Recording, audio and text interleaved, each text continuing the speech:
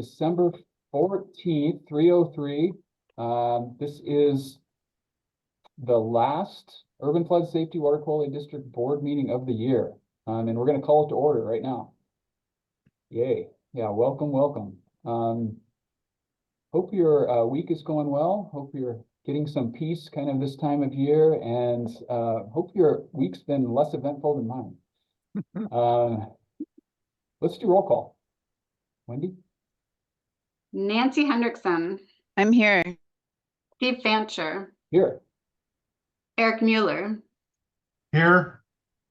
Dave Ritma. I think I saw Dave. Seth Reeser. Here.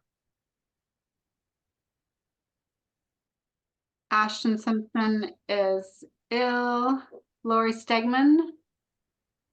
Not see Lori. Emerald Bogue will join in a bit. I do see Taylor Steenbach from the county. So. Yeah, Here Commissioner comes Stegman Lori. should be, she'll be here shortly. Let me chat her and see where she's at. Lori's joining. I'm here. Thank you. And let's see, Corky Collier. Thought I saw you, Corky. Corky is here. I see him. Is your audio working, Corky? Okay, so No, far we we can't hear you. Can't hear you. I see your presence. And Rochelle Altman. Here. Mary Helen Kincaid. Here. Tanny Stephenson will be a few minutes late. Eric Molander. Present. Brent Cartwright. Here. Ed Washington. Bob Salinger. Heather King. Here. We have 11 board members present. That is a quorum. Excellent. Thank you, Wendy. Bob did call me this morning, and he has a different meeting that he's at that had some crisis orientation to it. And he did say if we needed him, we could call him and he would sign on. So just in the interest of sharing that information. And just a note, I'm going to have to jump off at 4 o'clock for a little while to take care of my own pressing matters. And so we'll make sure that we get the vote on the budget stuff before that. And before we get started on the agenda, I want to turn it over to Jim for some updates. Okay, thank you. Thanks, everyone. Thanks to several board members who spent some extra time this week getting up to speed and asking good questions. Appreciate the extra time you're putting in. I know you're all interested in the bond matter, and I'm going to cover that after a few other announcements. I want to let you know that you may recall we rescheduled our internal drainage emergency training event due to an actual internal drainage event. And we need to change your January meeting because all of our vendors and partners and everyone that's involved in that had picked your meeting date, and enough staff need to be present for that emergency exercise that it would be really hard for them to both cover the board meeting and the exercise. And since flood safety is our primary mission, we hope you will work with Wendy to help us find an alternative date that can work for you. And I know Wendy's deep into trying to figure that out. So related to board meetings, some of you may have noticed that we are occasionally challenged with our audio-visual equipment at headquarters, and we are working on a plan to improve that. But in the meantime, and because I think it's a good practice, I would like to have our board meetings rotate among places that our partners own and operate. I'm struck by the high quality meeting facilities at many of your cities and organizations. And so if any of you have spaces that would be suitable to host a in-person with a hybrid connection, because we're obligated by law to do that, I think it would be a really good practice for this board to move around the region to our various jurisdictional partner spaces. So we're going to start working on that.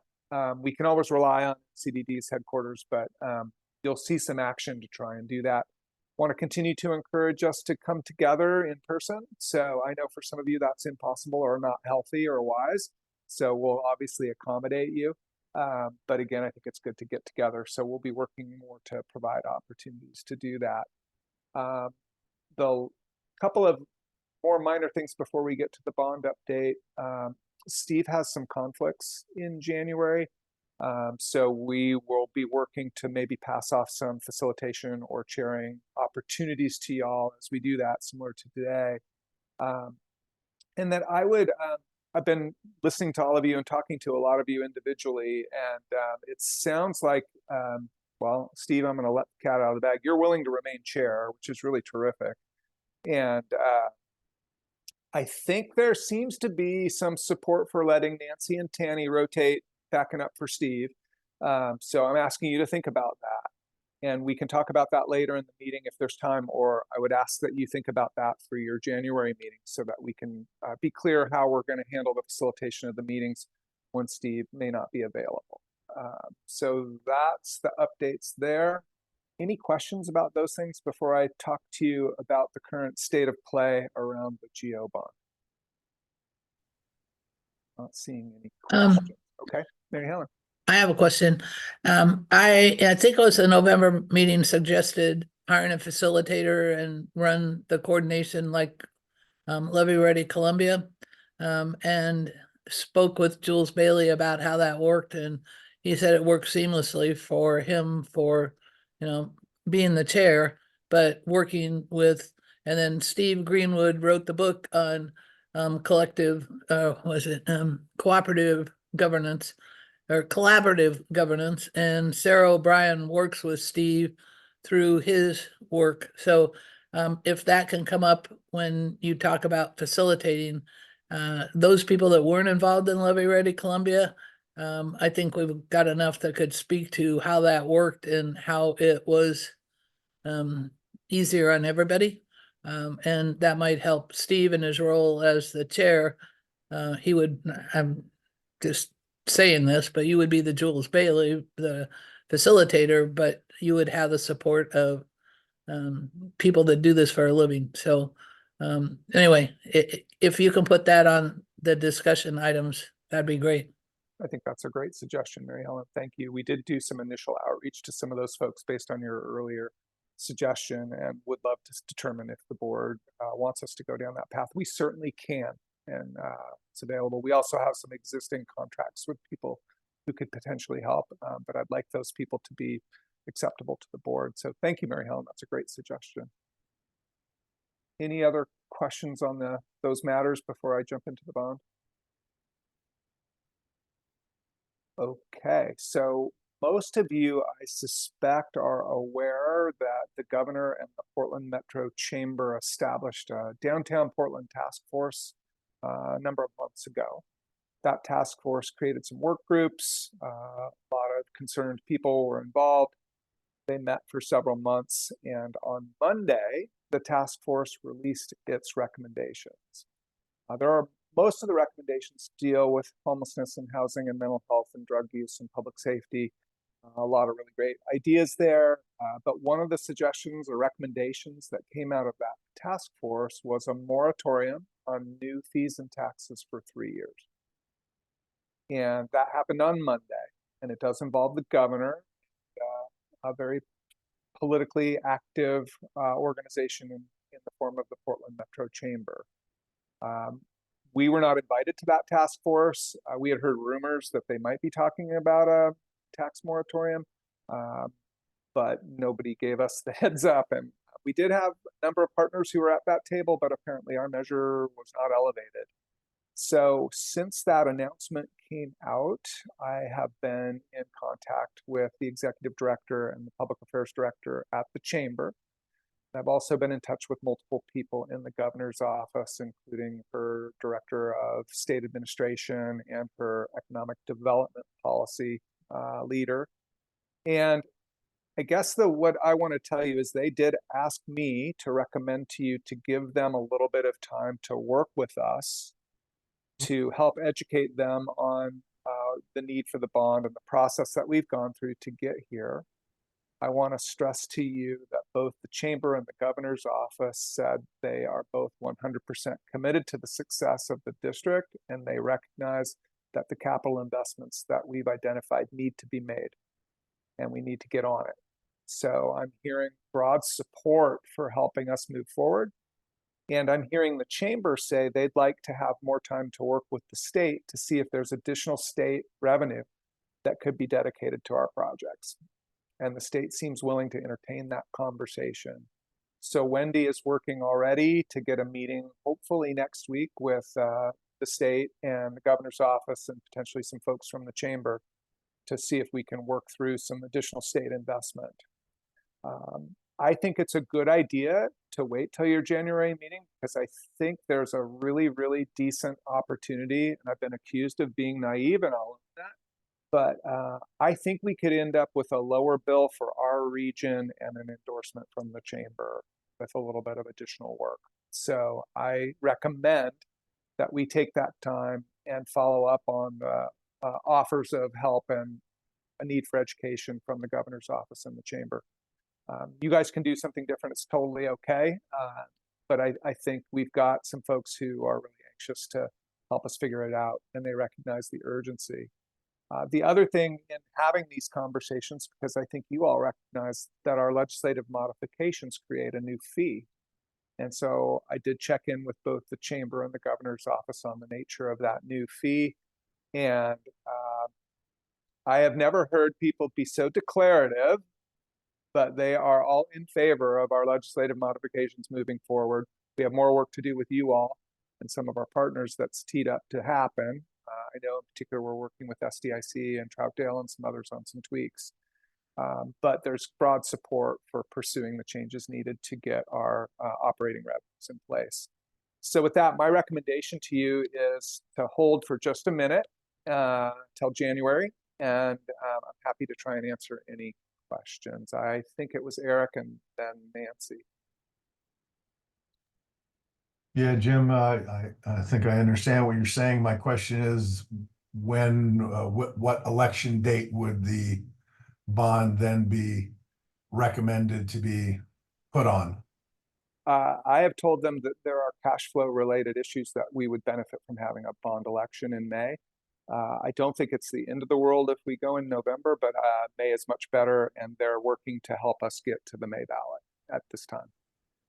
So there would still be time in January to still get it on the May ballot if we waited. Correct.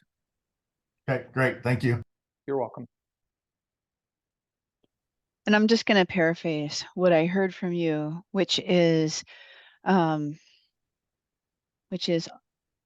though we've done a lot of great work to get to a certain spot where we could be ready to move forward, folks in the state who might be funding us and are certainly going to weigh in on the legislation are asking us to hold off right now at this very sensitive moment. And we can, and like Eric was saying, we can still vote in January and move forward. That is accurate. Thank you. I'm Eric, I'm sorry. Eric, is your hand still up, or did you have another? And it's, I think, Seth and then Mary Helen. I'm being challenged with putting my hand up again. Okay. But Go ahead. I guess I can do this. I was sort of in the background because it was a public meeting and I was invited by one of the task force members because of the involvement of the Central City neighborhood. Includes Lower Albino, which has touchings with the Vanport Place Marking Project and the history of Vanport and redlining and all those things. And so I wasn't able to attend a few of the meetings because of my health issues, surgeries. But I agree with you that there's strong support for what we're doing because nobody wants to say don't provide it. There's a lot of politicians on the board that are going to be elected or soon, going to seek office. I was impressed that there were businesses that weren't anywhere in the Central City neighborhood. So it was encouraging to hear all that support. So I agree that there was widespread support. It was just how and when and timing, and as probably everybody understands, full of politics. And you could hear that in how people responded to questions. So if I think people have all kinds of contacts, and different people have different levers. And I'll just use the one that's in Penn 2's district, the TMT development. Vanessa Sturgeon's a very strong political influence, well recognized, and she, I think, is carrying a voice of that there needs to be flood control, there needs to be all of those things. And so she would be a really good ally, but it needs to come from somebody more important than me, like you, Jim, Right. to contact her. I'm gonna say, I think I'm important, but in those political circles, not so. And I never will be. I don't ever want to run for any office. I think, pardon me for all the politicians in the room, but you have to have a special kind of character to do that, and I don't have it because I'm too opinionated about things. And so I think just my comments to the board is that we need to line up with them politically and do whatever Jim's interpretations are so that we have that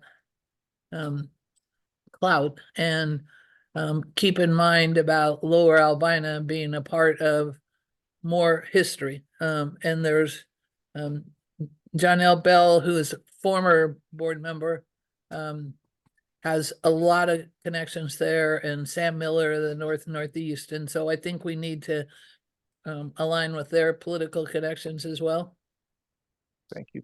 Good suggestions, and we can definitely work. But you know, work all with of us, Vanessa. yeah, I'm more the neighborhood person that can say what people on the street, but I have neighbors that were on that task force. So they are ones that I say, my neighbors ask me this because they don't really want to step out and say, what is this? But I think that the more we involve the public, the better off we're going to be with the politicians. Great Because points. they know that the people, the voters are going to judge them on all sorts of things. And there's a lot of history in Vanport and the Native American culture that was there. So just I think we need to have a unified approach to this, but also representative of what we can and could do to help get funding on the ballot. Now, the other thing that I had, and it came up in a couple of the meetings, was about FEMA. Somebody asked, I don't even remember who it was. I think it was a woman from Hillsborough, but what the FEMA deadline was. And I heard that in the Cully neighborhood. And so if they don't know a deadline, they assume there is none. So, you know, do we have to come up with a match by this date? It wasn't clear to the people on the board. And of course, me as an observer couldn't speak in the meetings. I could just watch. And I wouldn't have an answer either. So that's one other thing that I think might help to say, we need it by this date so we can do this. Right. Okay. Thank you, Mary Helen. Okay, thanks. Seth and then Corky. Yeah, I just wanted to check in and see, and maybe get some feedback on whether or not the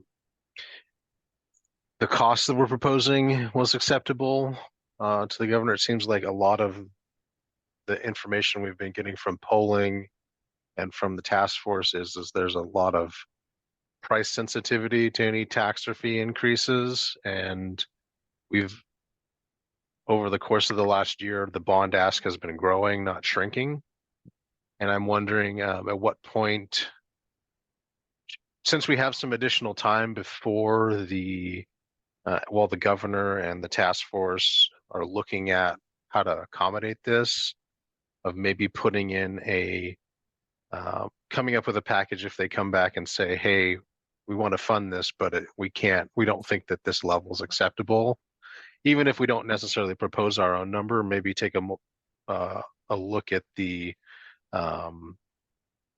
proposed projects and prioritize them. And I was also noticing at the last meeting, it seems like we've been building contingencies into individual projects that are listed in the bond, as well as contingencies overall.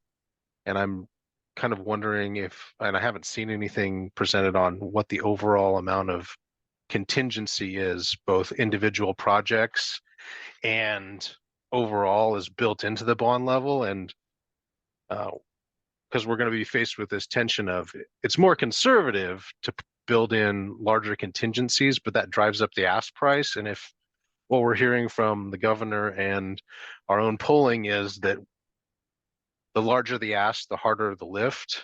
Well, let and me jump in, Seth, because the interesting thing is, particularly with the chamber, and then since with the governor's office, is we shared with them that there was approximately $250 million worth of projects, but we had shaved that down to the mid-range and to the polling number. And what I have heard repeatedly from the chamber, and Corky, if you heard something different, please tell me, but they said, go big, we want you to fix this problem. So it's not a price issue.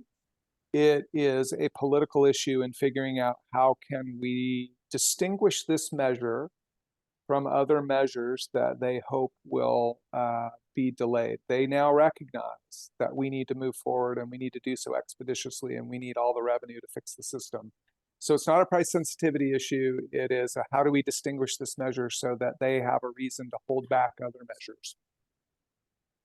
And the chamber's asking for the state to contribute more, and the state is working on a way to do that.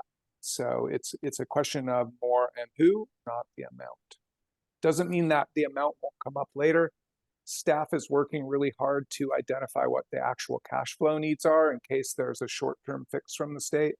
We go out to the public later. So we're going through that exercise, and we're certainly willing to work with this board and you on contingency numbers. They're knowable. Okay. Let's see if I can summarize what the response was, is that not a lot of price sensitivity from the people that you've been in discussion with for the flood safety. But you will take a look at some of the contingency assumptions built into the bond projects. I'm just worried that not that I have any concerns about the state coming back and saying we don't have the money. But if they do come back and say, hey, we can't do that whole amount, since there's other important things that need to get on the ballot as well, or need to be outside of this prohibition. I was just throwing it out there to the board to see if we could use the extra time that we do have to maybe get ahead of that. And I'm fine if the consensus is, no, we're going to get everything we asked for and more, and the state's going to contribute money to it. But that hasn't been the history of the state. The state being willing to pony up money for this is a relatively new development, because over the last 5 years, they've said, no, can't have any. 2 words, Betsy Johnson. Corky. Is this microphone working? Yes. Good. So I just want to chime in real quickly on this. First of all, my take on this, Seth, is because it's a really good question, is that, and I hope this doesn't sound like double talk, but I don't think it's so much the amount as it is the fiscal responsibility. So if we can show people that we are spending their tax money wisely, then the actual dollar amount is probably less important, if that makes sense. But what we have to remember is we're coming at this at a time where everybody's just feeling clobbered. And so it's hard to pull us aside and say, we're special. We're more important than all these other needs. That's really, really difficult. And I applaud you, Jim. It sounds like you've done a really great job of contacting the people that have been supporting us so far, Governor Kotek, state legislature, and keeping them in the loop and going to them for advice and saying, guys, we're all in a tough spot here. Let's keep that partnership together. I think that's really, really critical, and to be sensitive to the timing and the environment. I mean, this sucks. This is terrible. We've been working on this so long, and to have this kink at the end is just something none of us anticipated 5 years ago. But we need to deal with it, and we need to be sensitive about it, and we need to keep everybody focused on that same goal. So hats off, Jim. Really great job.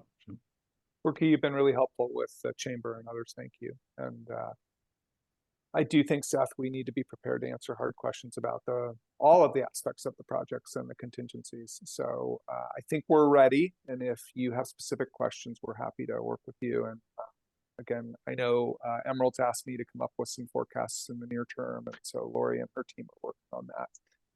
And just to clarify, I'm fully in support of asking for what we need, but I know that a lot of the blowback has been other organizations asking for more money than they need and can reasonably spend in a short amount of time, and sitting on money that they said they needed immediately for needs and then not being able to show results. And I don't want us to contribute to that issue. Yeah. So that's where my questions are coming from. And I think you nailed their point too. It's like, look, we're getting taxed and folks can't even spend it all. And so therefore we don't even have enough to do what we really want to need to do. And I think that's part of it. The other thing coming from the chamber, again, is the relative share of the costs and who's bearing that. Should it be Multnomah County or should the state pay more? And when I say we settled that in 2019 with the Oregon legislature, the answer is, yeah, the legislature is different now and we want to make a run at it. So they know the time frame. I appreciate the wisdom, Seth, and I recognize you're trying to protect us from political trouble. Thank you for that. Eric. Jim, just a quick question. What is the actual drop dead date for getting our initiative onto the ballot in May? Harry, can you help me with the actual date? I can't remember. It's in February. Yeah, I mean, the drop dead date, it would be very, very helpful for staff in terms of turning around the required forms to have this vote in January. I understand that, Carrie, but when does it have to get to Multnomah County? Yeah, let me pull that up for you.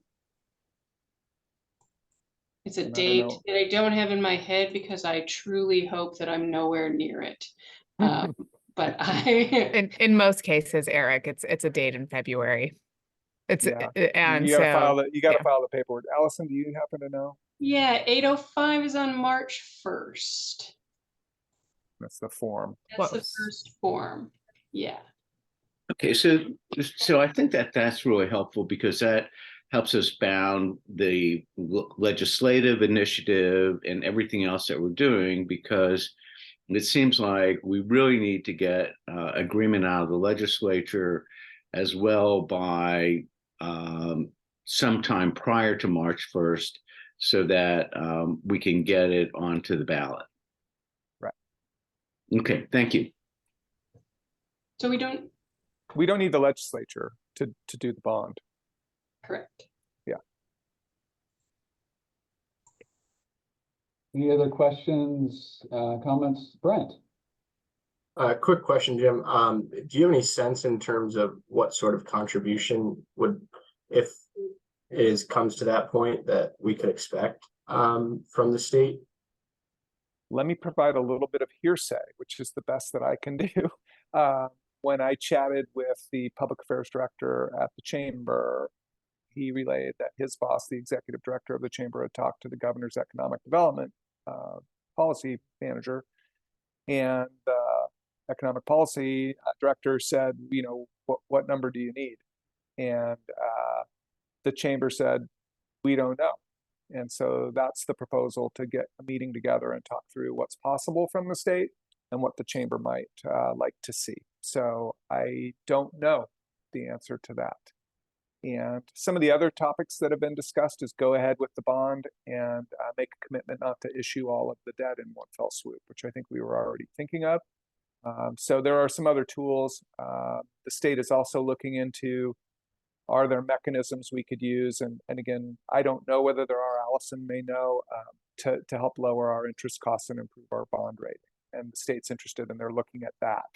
So they've made some assignments to some of their team members, and they now need time for those assignments to be completed. And we hope to have a meeting early next week or the week between Christmas and New Year's to follow up and make some progress. Okay, that's helpful. Thanks, Jim.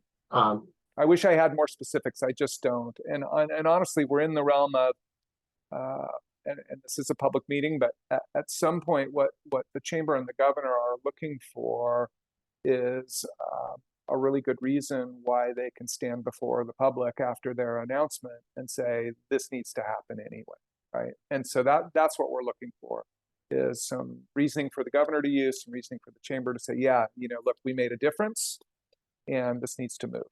So that's the work that's underway. And I am optimistic because of the tone and enthusiasm I'm getting from our two partners in the governor's office and the chamber to help. They know this needs to move forward. So Yeah. Airplanes, not seaplanes. Good line.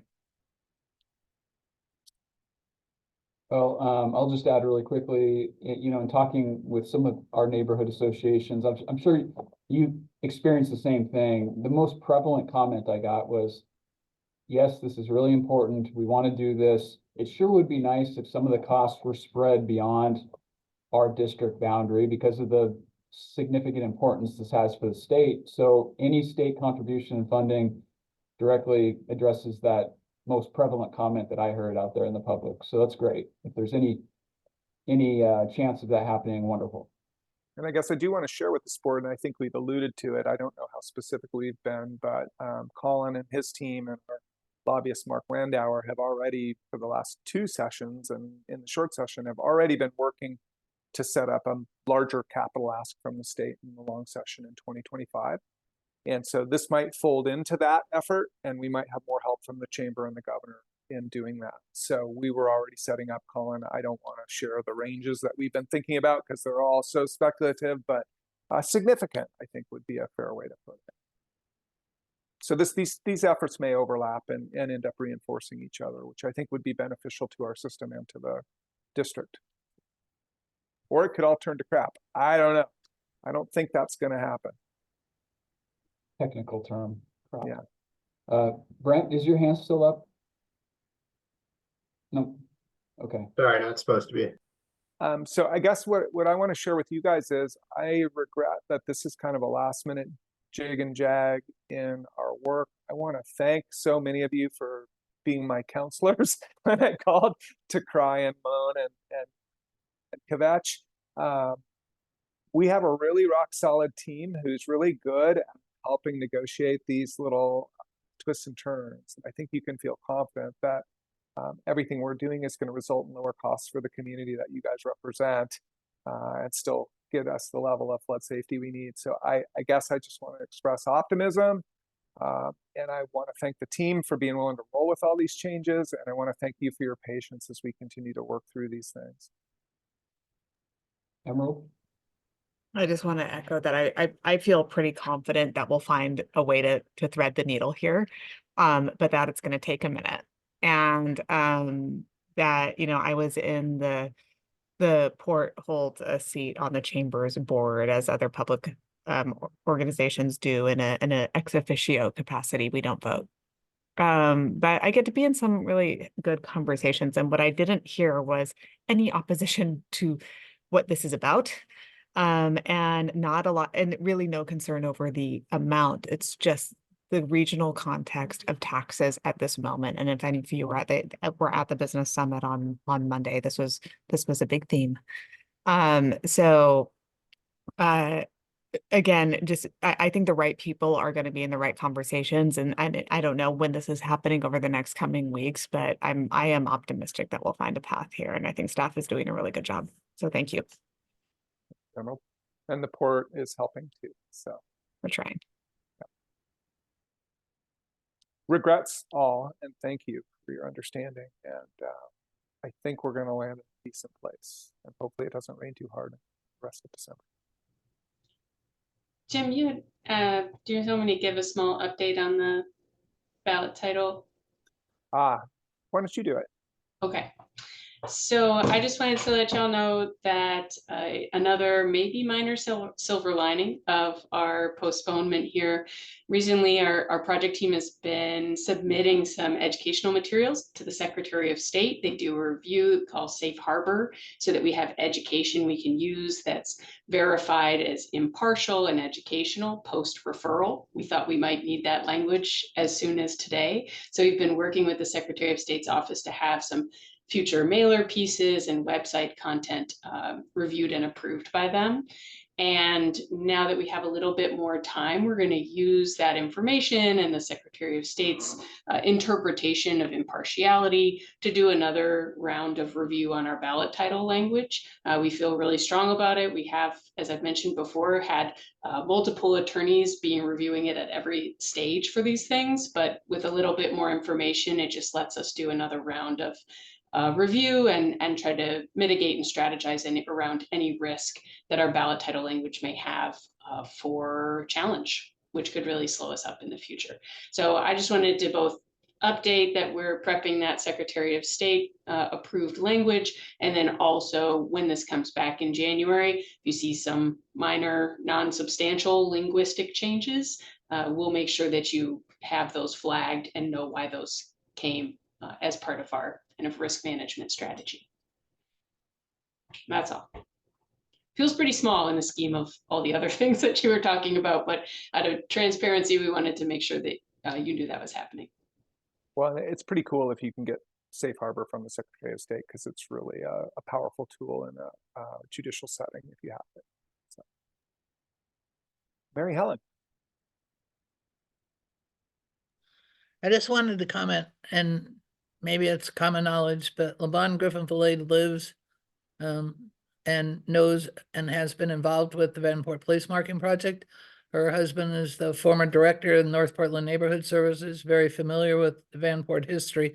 So just so that you have that, I know she's got staff probably working with you, and maybe she's speaking directly to you, but, and Tina Kotek owns property within Penn 2. So that in and of itself lends support to knowing or associating with us, and they've always been supportive of the work of Penn 2. And I just wanted to add that into all the politics of all of this, because their alignment, their knowledge is helpful.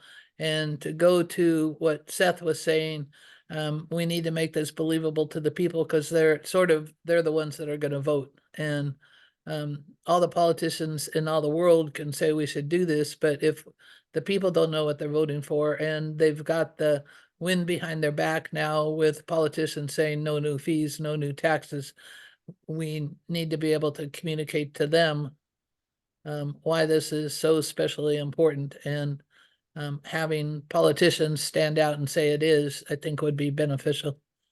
Thank you, Mary Helen. Okay, Mr. Chair, I think it's back to you. Thank you, Jim.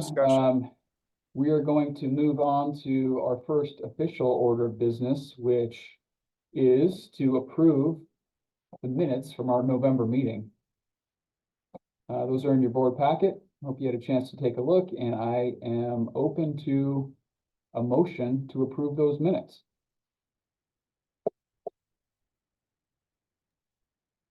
I move that we approve the minutes. Thank you, Corky. Stegman. We have a motion to approve the minutes from Corky Collier. We have a second from Lori Stegman. Thank you very much. We're just going to do a voice vote here. All those in favor of approving the November minutes from our meeting, please signify by saying aye. Aye. Aye. Aye. Aye. Any opposed? Hearing none, the motion carries unanimously. Thank you very much. Second order of business, we're going to turn it over to Lori for the budget calendar and budget officer vote. Thank you. Let me pull up my screen.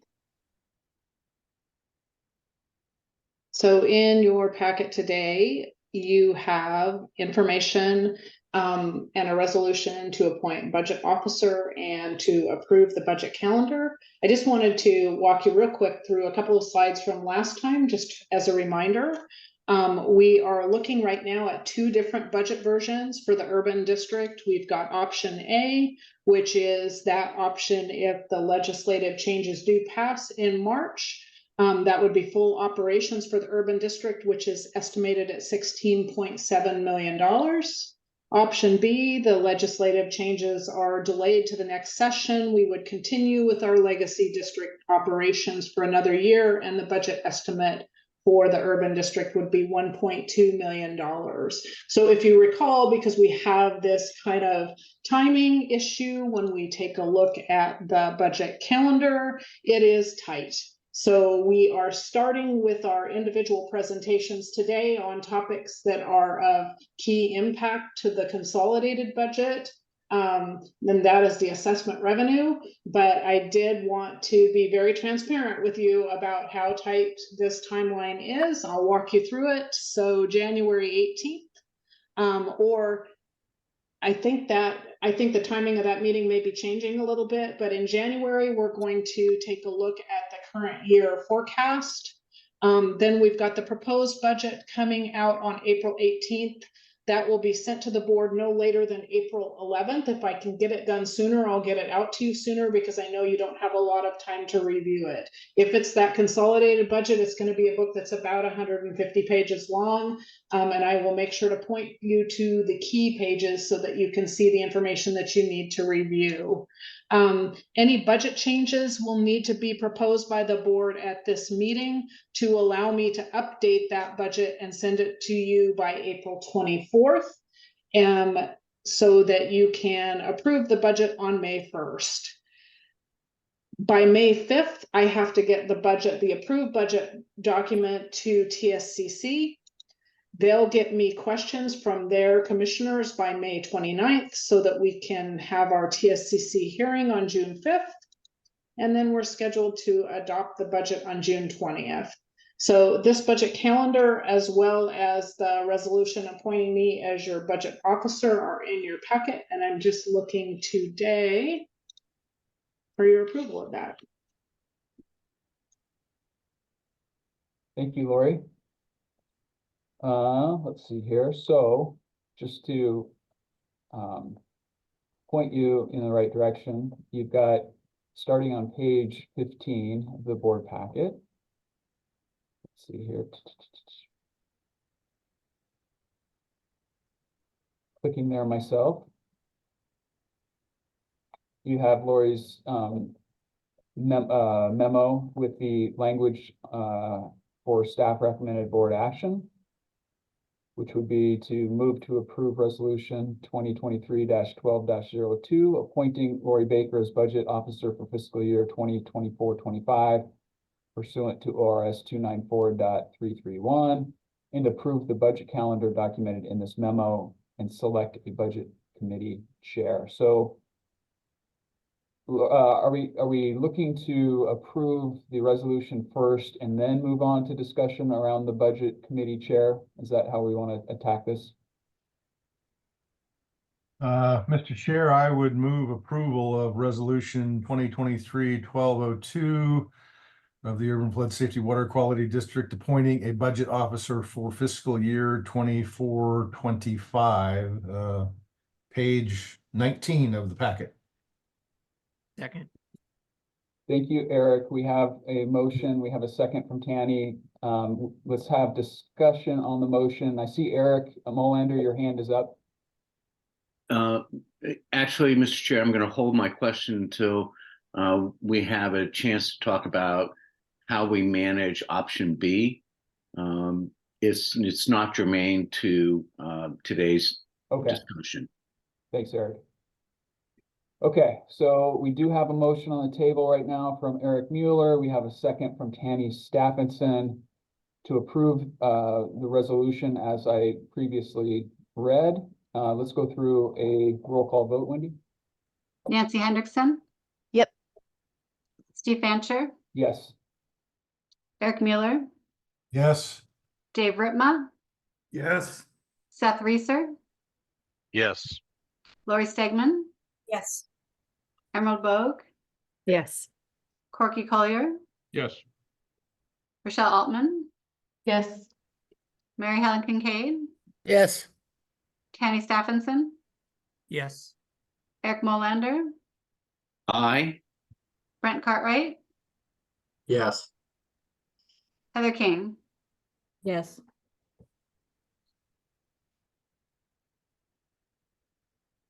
Fourteen yeses.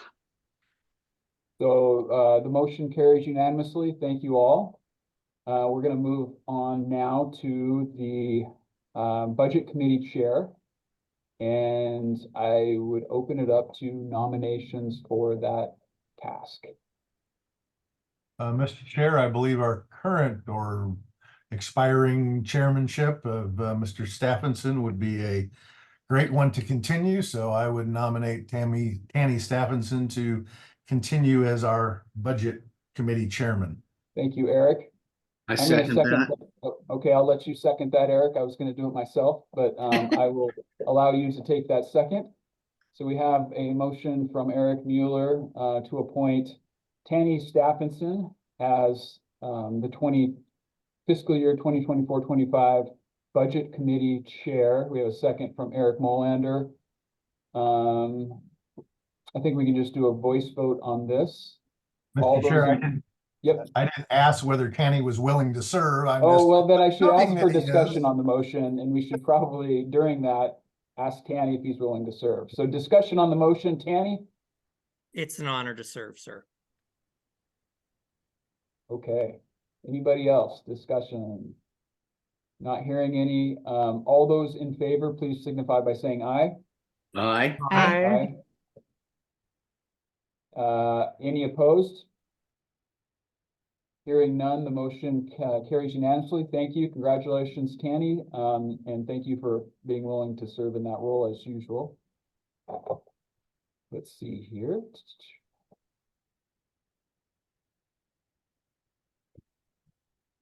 Okay. I know we had a lot of discussion previously about the GO bond. Jim, that's on the agenda. Do we need to continue that discussion or not?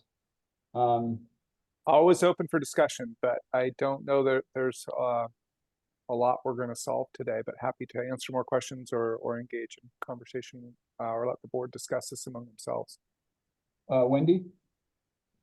Lori, we still need to approve the calendar, is that correct? Or was that in the resolution? Yeah. They did the It's in the calendar resolution. Thank Both you. things are in the resolution. So we may be able to give you all back a little time in your day today. Although I do want to circle back to what Jim had started to discuss at the start of the meeting, which was vice chair position. And I had floated an idea, it feels like months ago, but it's probably about a month ago, for a kind of shared vice chair role, meeting facilitator when I'm not able to be here, between Nancy Hendrickson and Tanny Stephenson. And had some conversations with some folks that felt like that was a good solution. I'd love to push that further and get some indication of whether that has support with this board. Mary Helen? Is this where I can bring up the idea of facilitator to assist you and the two vice chairs in? Yeah, I think that's been noted, and I think that's something we're going to pursue. So thank you very much, Mary Helen. I think technically we still need to have the vice chair role filled. So I'd like to do that still, but and also utilize what you're suggesting and having facilitation, if we can find the right person and the right way to do that. Well, I agree, and I spoke actually because I didn't understand how MCDD did all that happened, and spoke with Ken Anderson, and he had informed me, and so anybody that has a different take on this is that if there's somebody under contract, that it's much easier than doing an RFP and finding someone else. And so, and I don't know the status of Sarah O'Brien, but her company, Willamette Partnership, has done facilitating for like Tillamook County and their water district and levy things. And so I would suggest she would be one. Steve Greenwood worked, I don't know how many years, 3 of the 5 years of Levy Ready Columbia. And the people that were involved with that, I would believe, thought that he did a very good job of bringing 18 very diverse people representing very diverse political views into the same room. And I'm only saying this for the people that might not know or have attended the Levy Ready Columbia. And I think it would be beneficial. I support the chair and vice chair that board members are involved in setting the agenda and that they're not set somewhere, that they have input in that. And that seemed to, and I know Jules had indicated that Jim had talked with him but the topic of facilitation didn't come up. But he said that he would be willing to quote unquote testify or make a statement that he thought that would be very beneficial because and just to be totally honest, I know that I ask a lot of questions and I've been sort of a lone wolf in voting against some things because I didn't understand and I didn't know how to explain to people, but I think that's getting better. But I think being able to bring the board together in a cohesive way, because Steve, you have a full-time job and a full-time family. Tanny, Nancy does as well. Tanny has all sorts of business and personal commitments. And in order to be chairs, and I've experienced this in city committees, it takes a lot of time and it's hard being objective, and for me especially, and you all can laugh at this, it's hard for me to not say my opinion because I want people to believe what I believe. And I think we all have that tendency. So I'd be more than willing to help with the connections I have with Steve Greenwood and not so much Sarah and Jules, or encourage you to speak with Jules and get his So take Mary on Helen, how he would do it. So in the interest of, thank you, really good suggestions. Let me work with staff and look at our existing contracts and come back with some options for the board to consider. I'm not seeing any opposition from the board and trying to get some additional support for you all.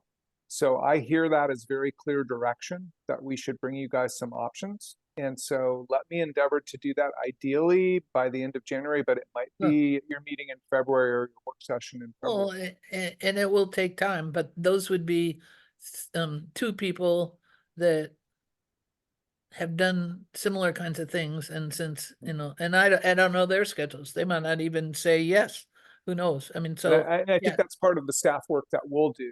We'll definitely reach out Okay. to Steve and Sarah and the others that you've mentioned because we do know them, we know our work.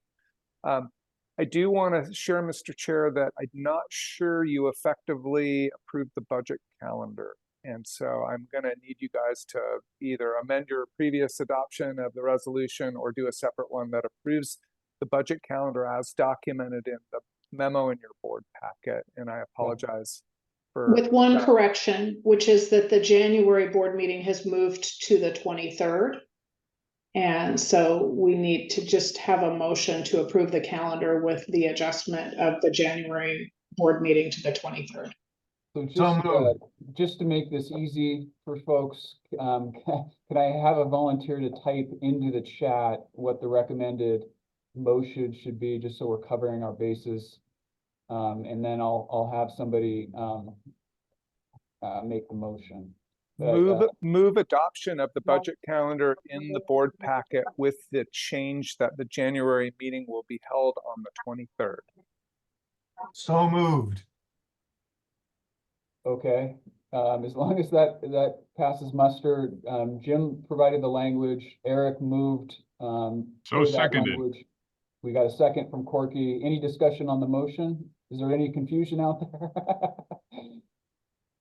No confusion. You're perfectly clear. Good. Sorry, we didn't point that out in the moment. My apologies. That's okay. I want to make sure I've provided anybody the opportunity to ask any questions or provide comment on the motion. I'm not seeing anybody raise their hand, so I think we're ready to vote. Do we need to go through the roll call again on this, or can we do a voice vote? I think you could do a voice vote. Let's do a voice vote. Okay, all those in favor signify by saying aye. Aye. Any opposed? Hearing none, the motion carries unanimously. Thank you. Got that cleaned up. And just for the record, anybody abstain? Okay. Thank you, guys. Mary Helen, thanks again for the facilitation suggestion. We're going to get on it. It would be nice to get. We need all the help we can get. Yeah, I appreciate your comments. And if we're Mary Helen. spending money, we might as well spend it on something that's gonna, not that we spend it on anything that harms us, but I just, think that it would be easier for everybody. And if all those people have experience and knowledge and think it's a great idea, I don't know. Other people who are on Levy Ready Columbia might have other ideas, but I kind of don't think so. I mean, I know Bob's not on the call, but Bob and I locked horns a couple times, but we're still friends and still talk. So it was a way to learn a whole lot about other people's views that I wouldn't necessarily have. Great. Okay, I think it's a good time to move on to the assessment. Again, given the tight budget calendar, we want to give you plenty of time to talk about this critical piece of the budget puzzle. So with that, Steve, if it's all right with you, I'll turn it over to Lori. Please, yeah, please do. Thank you. And Wendy, can you please make sure that Nick can share his screen so that he can show his slides? I'm sorry, Lori. I just want to let folks know that as I stated earlier in the meeting, I'm going to have to pop out here at 4 o'clock for a little bit. I will be back, but I'm going to make an executive decision to turn the facilitation chair role right now over to Tanny, if he'll accept.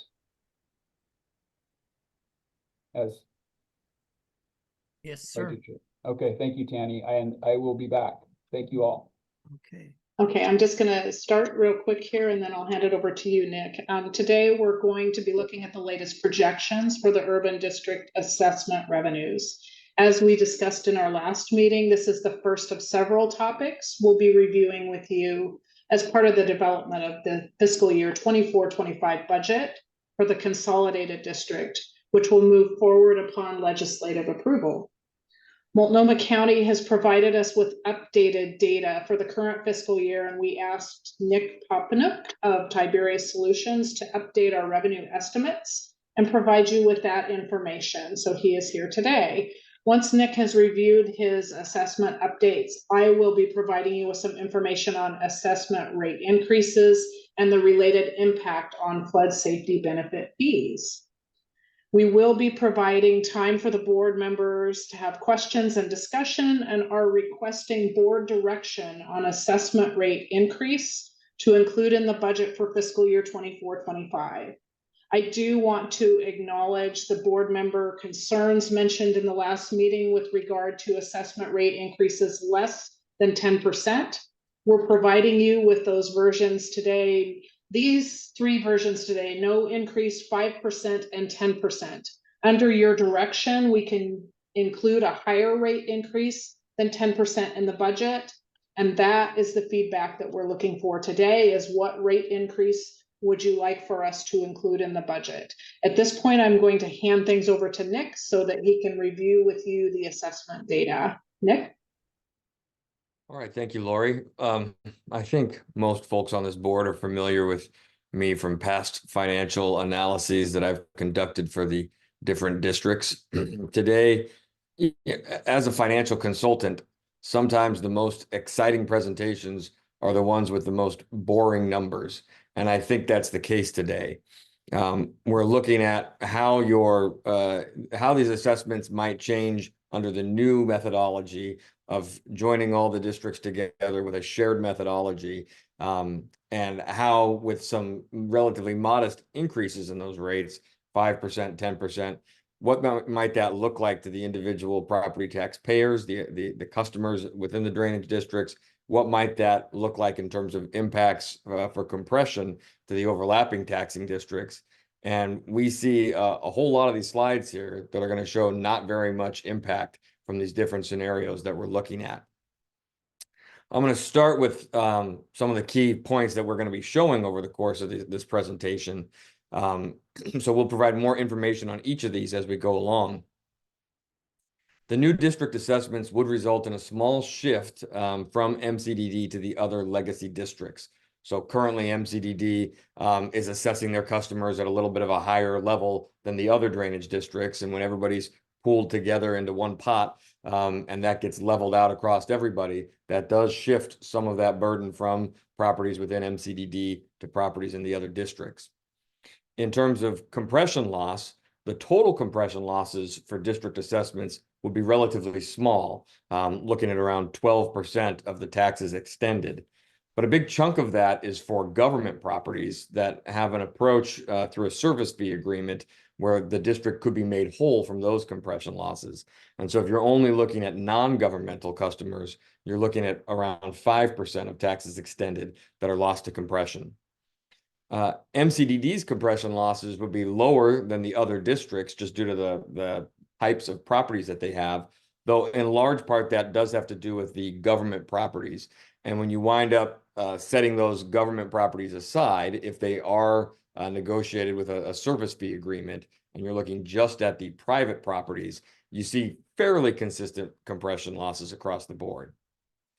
In terms of the impacts to the overlapping taxing districts, compression at this point in time is a pretty minor issue for most jurisdictions. Anybody that doesn't have a local option levy is looking at compression losses between 0 and 4% of their taxes extended. If you do have a local option levy for general government, you're seeing compression losses on the local option levies that are around 20%. But I think that only applies to the city, metro, and Multnomah County.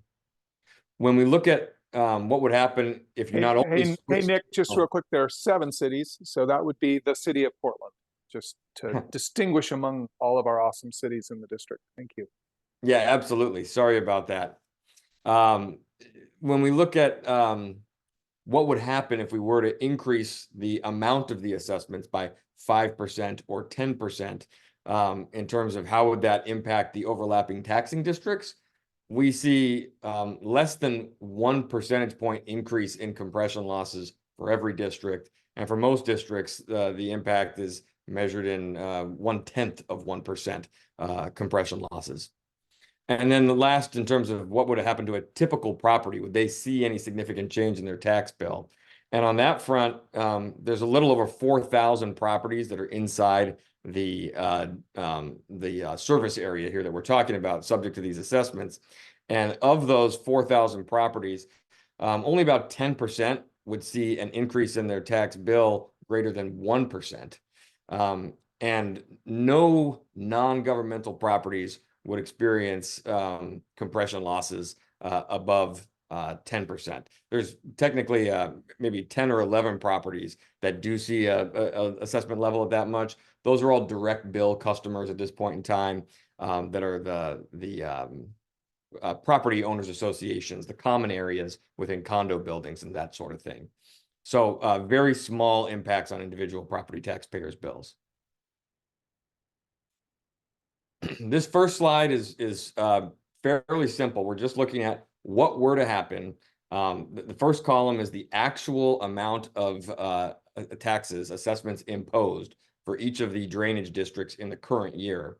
And how much would that assessment imposed change if you were to have combined all of those districts and use the shared communal methodology. So you see overall, due to compression differences, you'd see the total amount of revenue collected decrease by about 1%.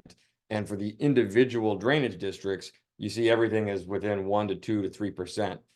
The outlier here is Penn 1 on a percentage basis, where we would see the amount paid there increase by 9%, but the total absolute dollar value that we're talking about there is quite low, increasing from $328,000 to $358,000.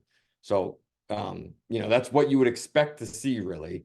If you're trying to raise the same amount of revenue, and you're using largely the same methodology, but you're just combining all of these legacy districts together into one formula, there's not a whole lot of difference and not a whole lot of shifting between the different drainage districts. This is showing the actual compression losses in the current year for all general government tax rates that overlap the drainage districts and are subject to compression. So we're not showing general obligation bonds on here because they are not subject to compression. We're not showing school taxes, education taxes, because their calculation of compression happens entirely separate from anything related to the drainage district's assessments. So we're only looking at the tax levies that are impacted by the drainage district assessments. And again, what we can see here is that compression losses for permanent rates are between 0 and 4% for all of the impacted taxing districts here, and then around 20% for those local option levies. I see a Can I question. ask? Yeah, just a very quick clarifying question. And that is on this slide that you're showing here, the 3.3 and the 4 and the 0.3. These agencies or taxing districts, that's kind of how much they're losing out. These aren't the property owners in the district and how much less they're paying, like the public property owners in the districts. Right. This is how much each of these agencies is losing out on. And so within Multnomah County, all of these properties are within Multnomah County. So the property tax payers within Multnomah County would be a much larger number than we're seeing here. This is the amount each of these line item districts is losing to compression. Thanks for that clarification. And again, that's overall, not just due to our bills. Yeah, this is for the entirety of the county.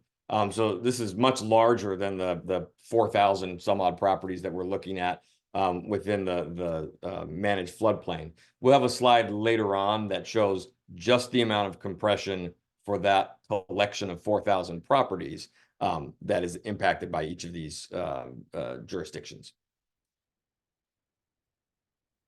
So here we see the 2024 actuals and then the hypothetical, what if this year we had used the new district methodology? What would be the percentage compression loss for the properties within each of the legacy districts? And what I think is most helpful is to focus on that non-government category. Again, because for government compression, we're talking about a very small number of properties where the district would have the opportunity to negotiate agreements to be made whole on that amount of compression. And when you're looking at just the non-government categories, you can see that currently there's a fair amount of discrepancy, 10% for MCDD, up to 36% for Penn 1, 14 for Penn 2, and then SDIC having 0% compression losses for the assessments that are being imposed, because just the novelty of how our tax system works for them. Once everybody is combined into the same methodology, we see that really sort of evens out, where MCDD, Penn 2, and SDIC, all three of those between 9 and 11% compression loss. The only outlier, again, being Penn 1, just due to the nature of the properties there, has this higher compression loss as a percentage. But this next slide shows the dollar amounts that we're talking about. And again, Penn 1 just such a smaller animal than the other ones, still looking at a very small absolute amount of compression occurring there. And when we see this slide, that when you again look at those non-government columns and how things change between the actuals and what would happen with the new methodology, you can see by far the biggest change happens with Penn 2 and SDIC. Penn 2, under the new methodology, would wind up experiencing significantly less compression loss, and SDIC would wind up experiencing significantly more, since they're currently not subject to it.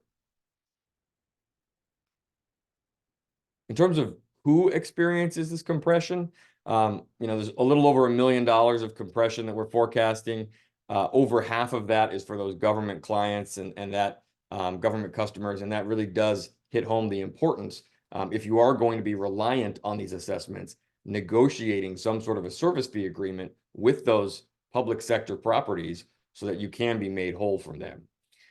When you look at the remaining amount of compression on taxable privately owned properties, there are 318 properties that are compressed. So the vast majority of properties in the district are not.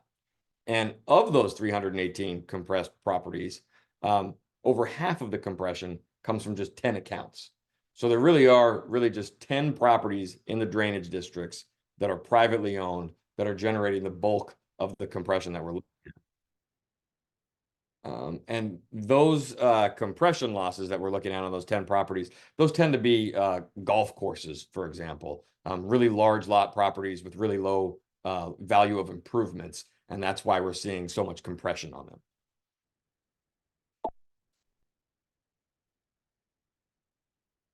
Now we start looking at what happens if we were to increase the amount of the assessment. So baseline, this is still looking at the new methodology, pooling all of the drainage districts together.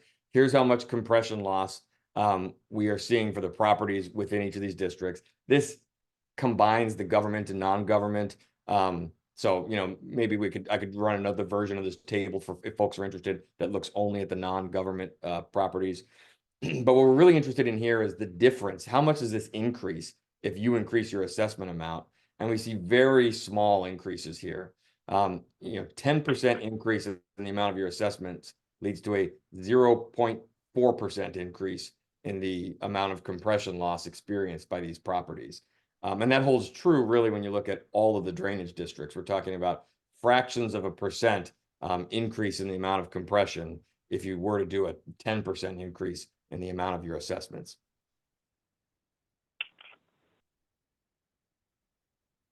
So here's this table that is again looking at the amount of compression lost by each of these individual jurisdictions.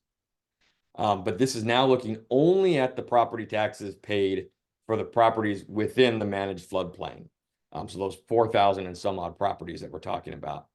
And you can see currently we're looking at between 0 and 2.2% compression losses for each of them. That would stay the same if you went to the new methodology, and you'd see very almost imperceptible differences as you moved up from a 5% increase or a 10% increase. So for the properties inside of this area, increasing your assessments has an extremely negligible impact on the other jurisdictions. The one that is worth pointing out is the city of Troutdale, overlapping SDIC, where those current assessments are not subject to compression at the moment.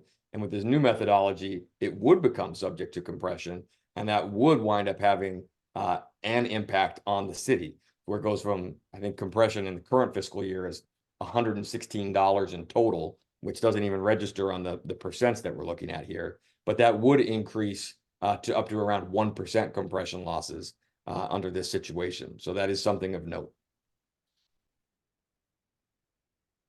The next few slides are examples of tax bills. These first two example customers are tax lots that have been used in previous presentations. So we just pulled them without any thought about what their actual differences are to see what it might show us. They wound up being, again, very sort of bland analysis here, where we say, here's their current tax bill. Again, we're only looking at their tax bill for general government purposes for the types of taxes that are subject to compression. So the actual bill here is higher when you factor in education governments and you factor in general obligation bonds.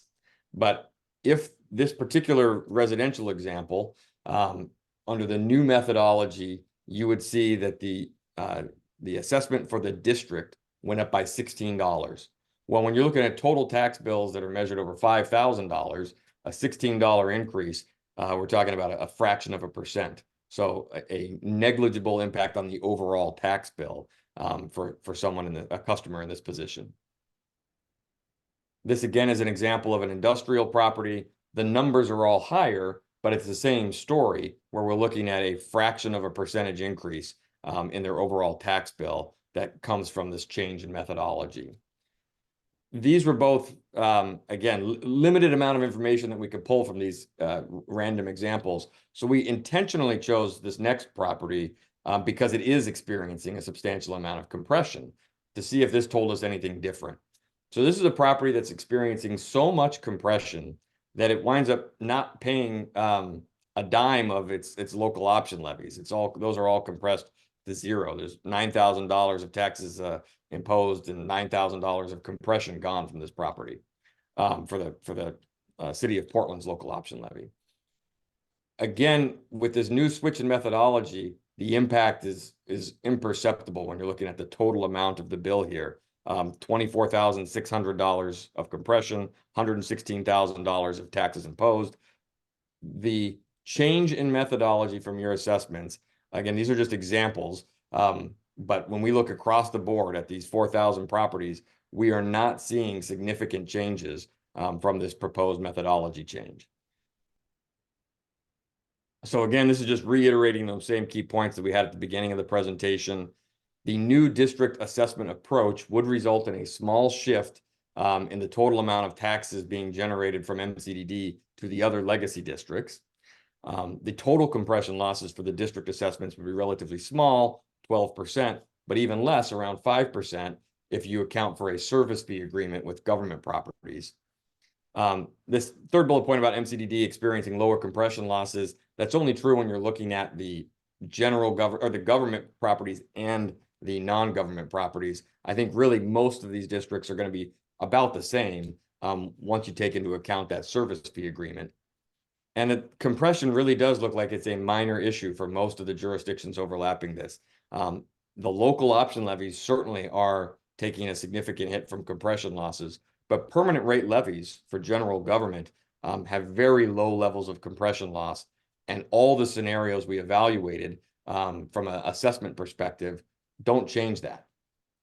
And again, a 5 to 10% increase in assessments would not significantly impact the compression losses being experienced by the district or by any of the overlapping taxing districts.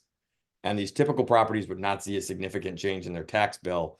Again, less than 10% of properties were experiencing more than 1% change in their tax bill, and virtually no one experiencing more than a 10% change in tax bill. And those ones that do show up towards the high end of the spectrum are outliers, the things like the common areas for condo buildings.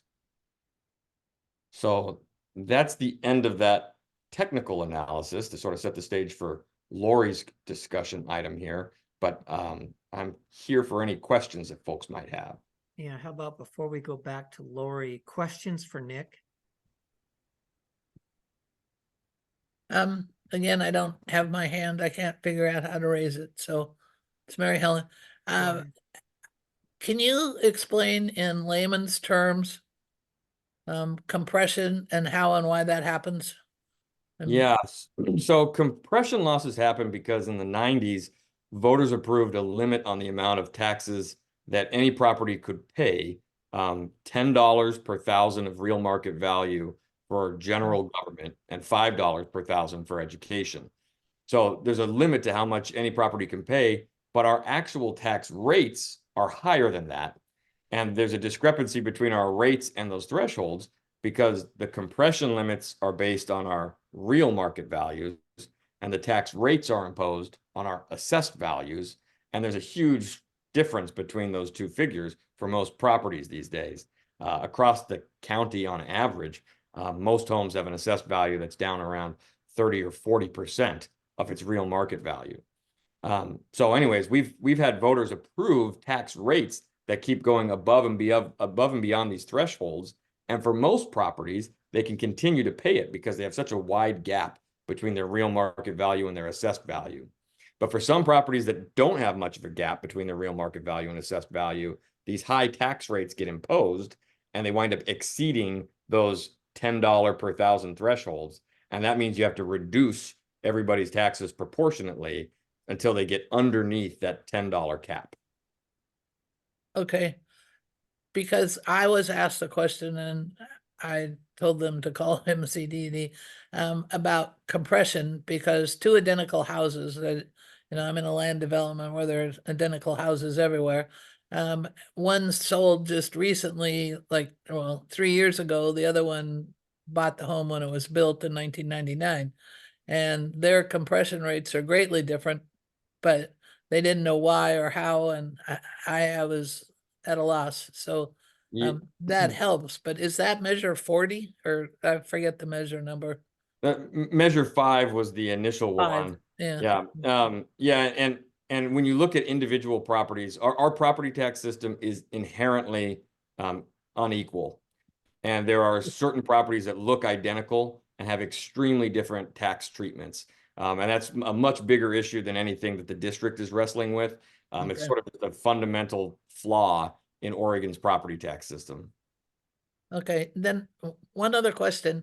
If we get or if we utilize some form of fee basis for low-income people, and so they pay less, is that factored into any of this anywhere? No, So, it's not factored in at this point in the data. And the low income discounts would be applied to the service fee, not the assessments. There's not a low income discount for the assessments on the floodplain. So they would be assessed the same as whether they were high income or low income, but then the fee they're assessed on the value of the property, right? So typically a lower income person might have a lower value property, so they would pay a lower rate. Okay. Actually, our assessments aren't based on the value of the property. Thank There's a you. whole calculation that we've walked you all through a few times, but I can understand why you wouldn't want to remember that calculation. It's a little bit complicated, but maybe it I tries want to to, take but I into consideration the flood risk of the property and where it sits in comparison to the flood risk. So Thank you, that's- Lori. Okay, it's not that I don't want to, it's that I can't, just like I can't downhill ski jump anymore. So accounting's gone out of my realm of being able to do. That's why there's experts like you. One other back to, just because of another a PBOC committee I was on for their LDIC, but the amount of the fee that's not paid, is that taken into consideration? Because everybody's not going to pay. And I don't know the capacity of somebody else that have a comment on the cost to file a lien, go through the legal process. So is any of that considered in what we would That wasn't reflected in this analysis. However, But it is in now line. being focused on assessments and these property tax assessments Okay. have an extremely high level of collection.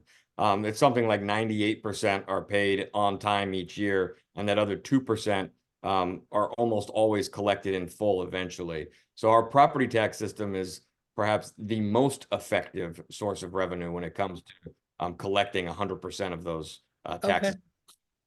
Thank you. I see Eric. Eric Molander.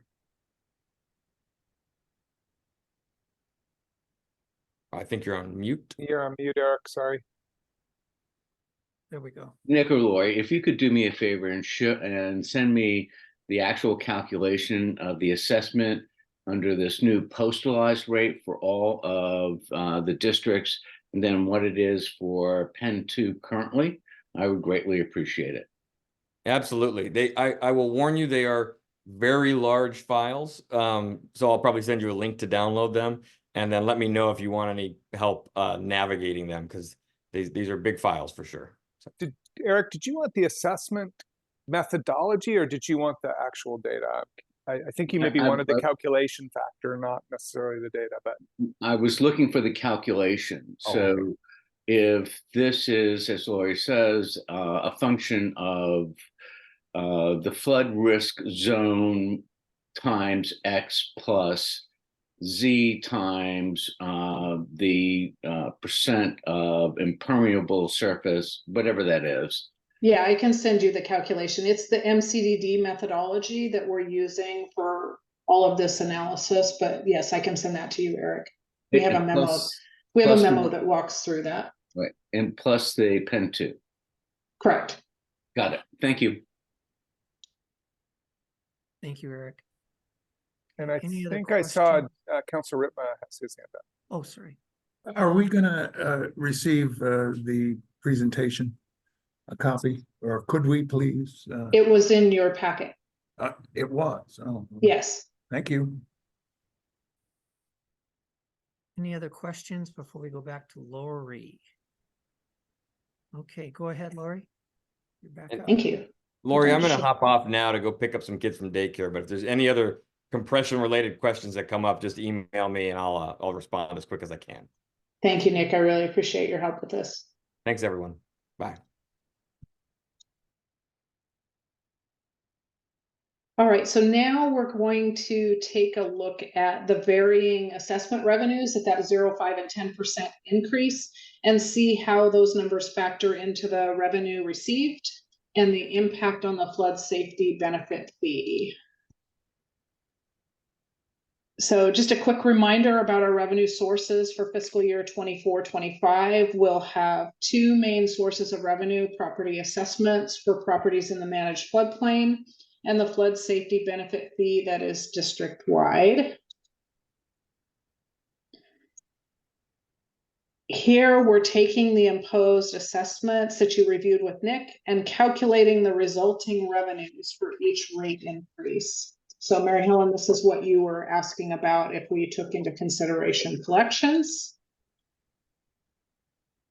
The 0% rate increase is the version that shows the impact of the common allocation methodology.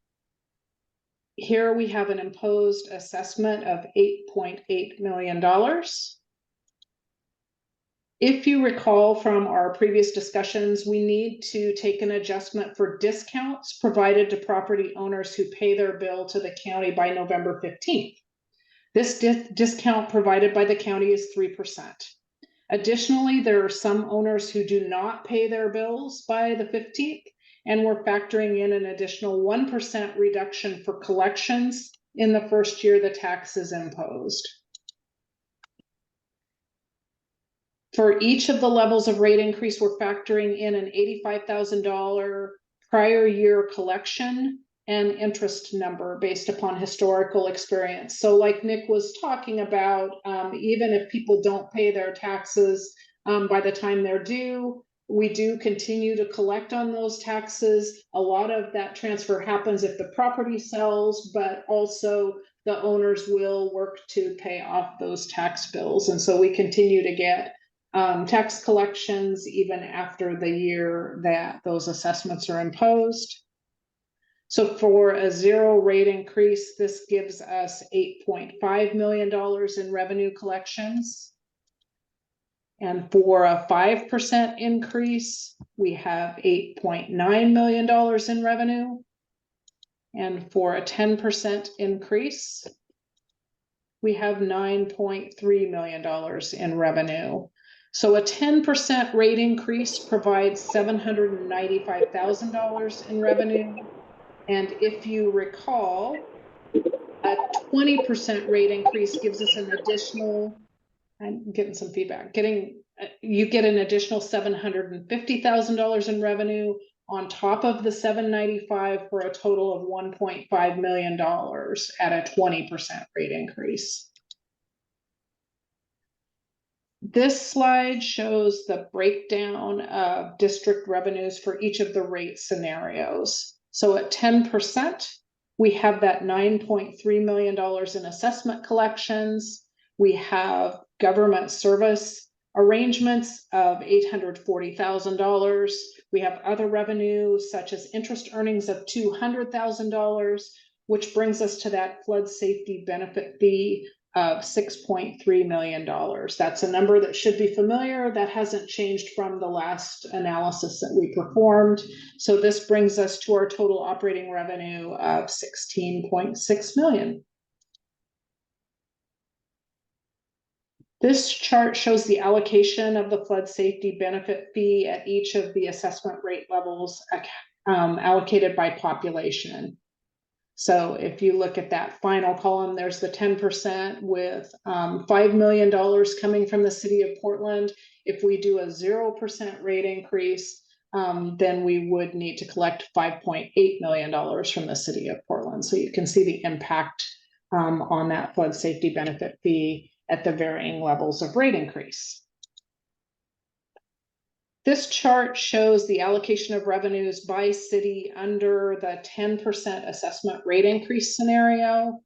So as you'll see, the city of Portland is 82.2% of the total revenues. That's a little bit higher than our original projections, and that's because of some shift in compression that we saw with mix analysis. So I think we were at like 81.5% for the city of Portland when we originally showed you this allocation and this analysis of assessment revenues, and now we're up just a little bit. So the city's share has gone up just a little bit to 82.2%. I'll stop sharing. I can bring anything up if you have questions on this, but now we just wanted to give you time to discuss amongst yourself the impacts of those rate increases. And really what we're looking for in this discussion is some direction from you as board members as to what is the appropriate rate increase to be including in your proposed budget. So happy to take questions at this point, or just have Tanny facilitate the discussion about the rate. Let's go to Wendy first. Hey, I believe it's Seth on the phone, and Seth, to unmute yourself on the phone, just do *6.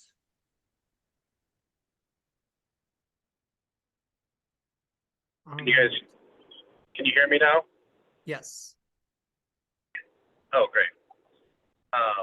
Thanks. I don't have anything now. I just realized that I couldn't unmute myself on the drive. So. Well, we do want to hear from you, so this is a good thing. Okay, so Okay. I guess let's go to questions at this point. Questions for staff. Mr. Mueller. Yeah, in terms of the question Lori just asked about, the level of increase and what to plan in for the budget, I guess I go back to the discussions that we had, sort of several months ago. And, at that point, there was a 10% and a 20% were talked about, and there was concern that 20 was too high. We ultimately kind of moved forward, and the projection for the estimated year one was based on having the 10%. And I think, to reiterate some of what Chair Fisher said last meeting, there's sort of the expectation that those in the managed floodplain are going to be paying more. And that's part of an explanation we need to be able to explain to the folks outside the managed floodplain that are, going to be incurring costs for the first time and grumble about it, that yes, they're paying their share, and yes, their costs are going up. So I'm very much in the expectation that it's going to be the 10% that we've sort of have been using as the default up till now. And anyway, so that's my input on the guidance. Thank you, sir. Ben? Mr. Cartwright? Oh, sorry, Tanny, sorry, I didn't know you were talking. It's Brent. Sorry. In Lori, this may be a question I was going to ask Nick, but I just want to make sure I understood it first. The 318 non-government properties that are compressed, I wanted to make sure I understood that and what it relates to in terms of the additional assessments. Definitely, I wasn't aware that it was only 318 non-government properties are compressed, and then when you reduce that even more, that only really 10 or 5 or 10 make up 50%, and what 10 make up the 50% of that, and what that means to in the assessments. So just want to make sure I understood that point that Nick was bringing up. Sure. So I don't have the list right in front of me. I do have the list. So if the board members want to see the list of the 10 properties, happy to do that. I remember that at least a couple of them are golf courses. So we are not changing the total imposed assessment amount in response to compression. So if you look, what we're saying is, here's the total amount that we're going to impose, and then we calculate our way down to here's what our revenue is going to be. We're not going back then and increasing the amount we're imposing to make up for that compression. That really is falling to my balancing revenue, which is the flood safety benefit fee. So so there really, in reality, is not an impact because we're not requesting more money. The impact really is that there is some inequity between properties if a property is compressed, because they end up paying a lower rate, but we are not changing how much we're assessing each property because of the compression. Does that make sense? That does make sense. I'll think about it a little bit more too, to make sure I do. Okay. Did I answer? I felt like you had more than one question. I think the other question was, what was the list of 10, and we can get that out to all of the board members. Yeah, we'll take care of that. Sounds like there's general interest in that. Nancy? Thank you. You're muted. Yep, just found the mute button. Okay, so I'm gonna just underscore what Eric Mueller said earlier. I definitely think we were looking at 10 or 20% before, and as part of the conversation with this wider district and the politics and perceptions, really, not even politics, but the perception of, you know, who benefits, who pays, and who decides. So this is a new payment for a lot of other people.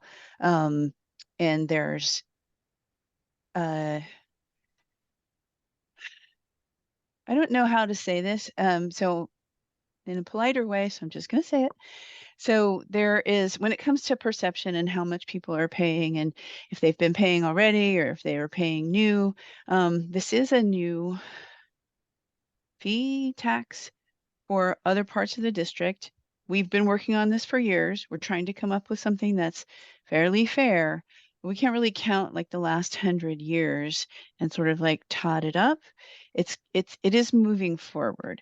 And so people think about what they're paying now and what they're paying next week and next year and for the next 10 years.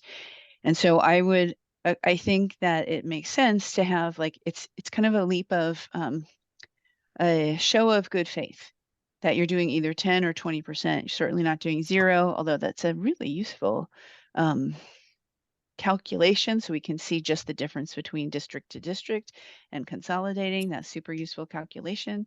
But I think it would have to be either 10 or 20% based on the what I have heard in the past 2 years. Thank you, Nancy. And I just wanted to point out, because I know your packets are really big, but you had all asked me last time too for a history of the assessment rate increases in each of the individual districts.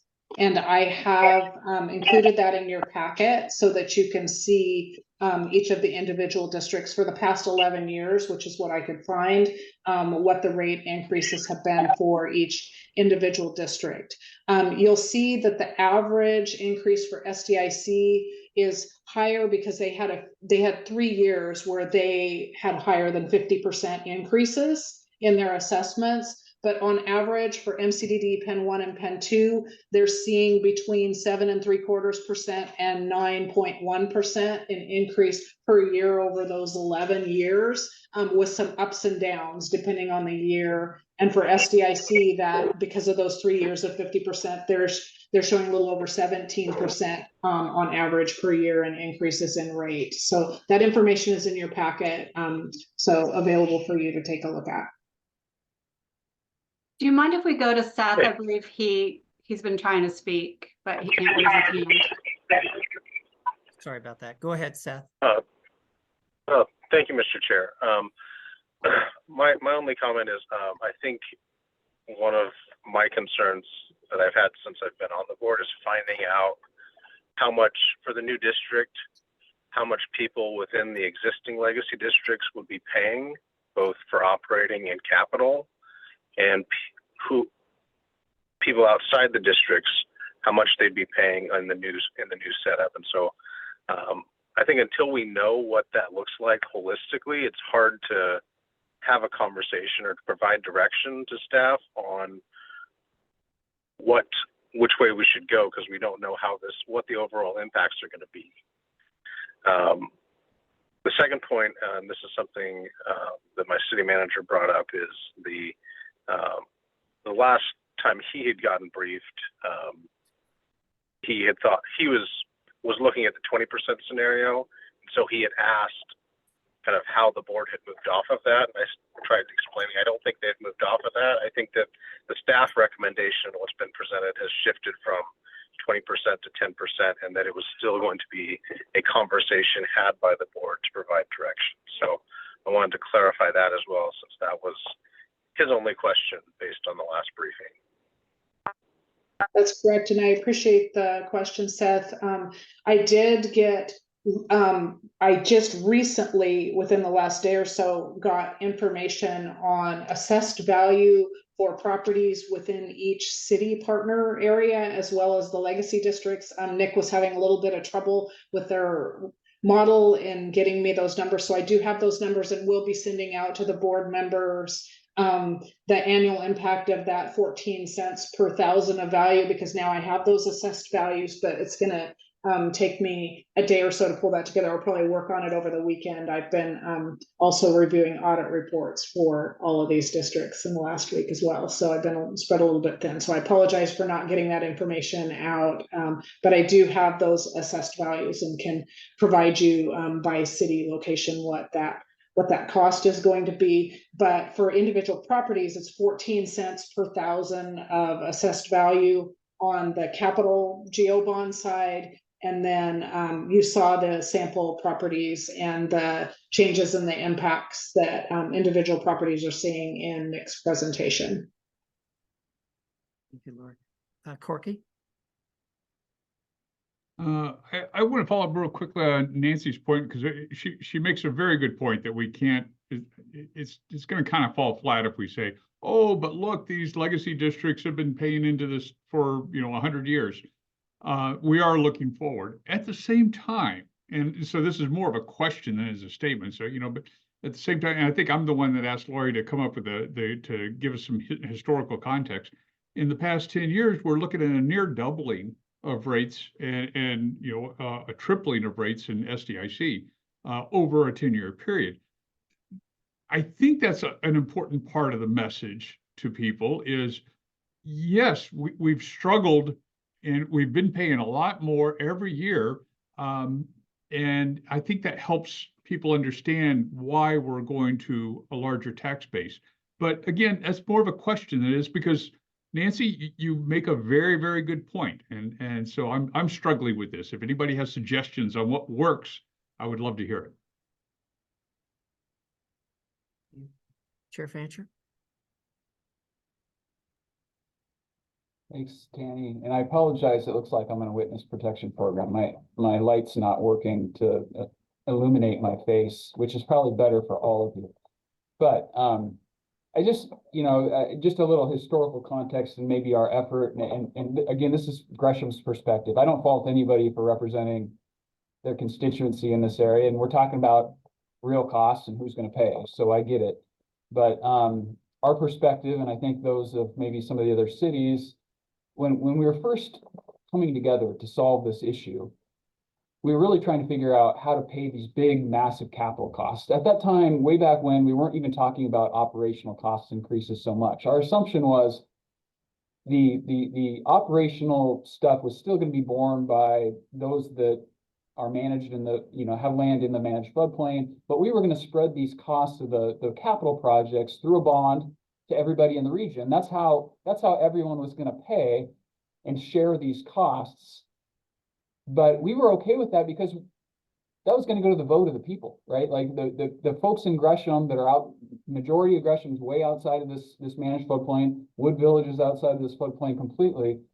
We had no problem with it, or we were part of this effort, continue to be, because this was a shared expense for the region. We understood it was important for the region, and that was how we were going to share those costs. Now, when we saw the increase in the operational costs, we had to justify our involvement in that, and the only way, I think, with a straight face we could do that, or I could do that to my council, is that the managed floodplain properties were paying more, and we couldn't push that so far. We couldn't push it to the point where we're pushing businesses out, et cetera.